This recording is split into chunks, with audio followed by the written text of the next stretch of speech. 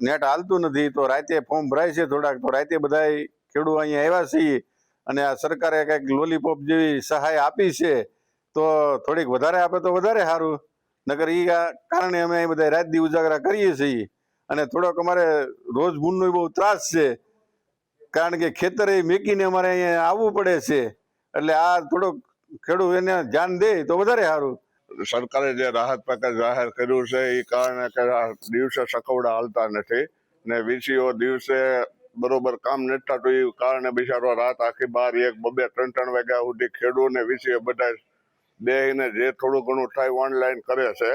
ને વીસીઓનો સાથ સહકાર સારો છે ગામના ખેડૂતો માટે. આખું ગામના તમામ ખેડૂતો ભેગા થઈ રાતે ઠંડીનો સામનો કરવા તાપણા કરીને અહીંયા રાતે 2, 1 વાગ્યા સુધી બેસે છે. સરકારે જે આ રાહત પેકેજ જાહેર કર્યું છે તેના ફોર્મ માટે અમે અહીંયા રાત્રિના ભેગા થયા છીએ. દિવસે તો અહીંયા વીસી હોય છે પણ છતાં અમારે અહીંયા નેટવર્કનો પ્રોબ્લેમ, સકાડા બરોબર હાલતા નથી. એના હિસાબે આખો દીના 5 થી 7 ફોર્મ માંડ ભરાય છે, એટલે રાત્રિમાં થોડુંક સ્પીડ આપે છે. એના હિસાબે અમે આ ઠંડીમાં અમારા ગામના લગભગ 70 થી 80% ખેડૂત અહીંયા હાજર છે રાત્રિના ફોર્મ ભરવા માટે જ, કે કારણ કે બહુ ઝાઝી સહાય તો નથી સરકારે જાહેર કરી, પણ જે કાંઈ તેલ મરચા પૂરતી જાહેર કર્યું છે એ સહાયના ફોર્મ ભરવા માટે અમે અહીંયા બધા ભેગા થયા છીએ.